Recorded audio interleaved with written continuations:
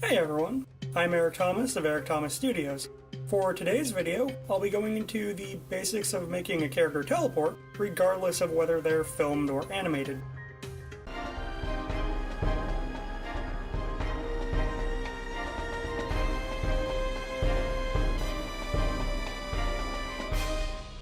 So before we get into it, let's break down what teleportation actually is, in film terms. In film terms, teleportation is a pretty simple editing trick where you only need two things with some other touches to help sell it. To begin with, we'll need the build-up, something that gets your character or object moving before they're going to teleport. We'll also need the conclusion of that action, or how the teleporter ends up. In my example animation, these two things would be the character jumping for the start and then landing for the end. To put these together, we'll then need to cut the middle of that footage out. In After Effects, this can be done by scrubbing through the timeline to where you want to cut a layer and make sure the footage layer is selected. You can then go up to the Edit menu at the top and a ways down, click Split Layer. Or type Command-Shift-D on a Mac or Control-Shift-D on a PC. This cuts the layer under your scrubber, so one layer ends and a new layer is made, starting at that point. Once we have the start and end, we can get rid of that middle bit of footage. Now we have the basics of our teleport. Namely, the character is moving into and out of the warp, and we're missing the space and time in between.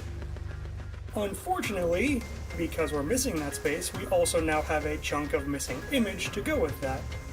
There are two ways to fix this. We can grab the end footage and drag it backwards in the timeline until the start of it meets the end of the first piece of footage, but this can look a bit like an editing error. Suddenly, your character's gone from one side of the frame to another, which looks really jarring. Which is why I tend to recommend the second way of doing this. This is actually pretty quick to pull off whether you're doing video yourself or you're animating. All we need is footage or even a still shot of the scene without the character in it.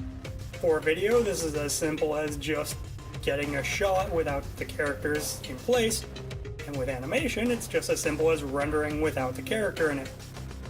We can then take that footage or image and drag it into our timeline under both other pieces of footage. Now we'll have an animation where the teleporter vanishes, but the background stays for as long as we want it to.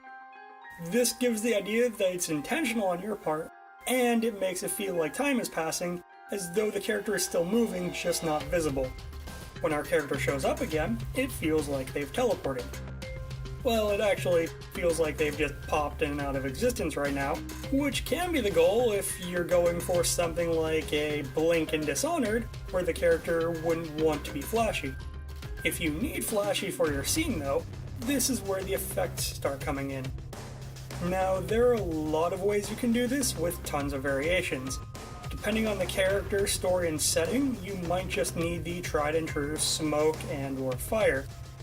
Yeah, it's a bit cliche, but those things are cliches for a reason, and when done well, they kick no less ass the 100th time around. At the same time, just because they're used a lot, they might not fit your story. There are characters who can seem to glitch in and out of the world if their power is technology-based. Whatever effect we go with here, the teleportation's done now, but the scene isn't quite there yet. There are a few things you can do on top of this to really sell the teleportation. The big one is selling that the world is reacting to your character and their movement. Whether it's animation or video, it's really important to get your audience invested, especially in a world where people can do things like teleport, which is not generally a thing people can do. In my example, which is pure animation, this meant kicking up dust when my teleporter landed. It sells the idea that he's actually landing and moving across the ground. Curtains blowing or having your other characters react to it are some other examples. But really, it's anything you can think of to make everything come together. The goal is really just to make it seem like your character isn't an actor in front of a green screen that's floating over footage. And that was how to pull off a teleportation. I hope you've all learned something and had fun doing it. If you have any feedback, you can let me know with a comment below or with a message to @ET_studios on Twitter, where I have DMs open.